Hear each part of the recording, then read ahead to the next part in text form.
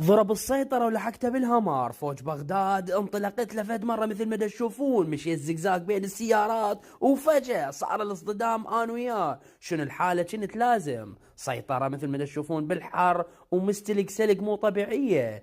قلت خل اضبط على الناس شوية. المهم اجت السيارة مسرعة وفاتحة الحنفية. قلت له حبيبي انزل ونزل الجامة شوية. عافنا وطلع وما دار لي بال وقال لي اسكت احسن لك لا ابتل بيك بلوية. اجا هذا الباص وشفت التايرات والقلوبات مالاته والرماشة ترمس ترميشية. قلت له اطبق على صفحة. طلع باص مال ايرانيين ضرب السيطرة وما احترمها ولا شوية. شغلت الهمر وشعلت التايرات وحرقت البلقاع حرقية.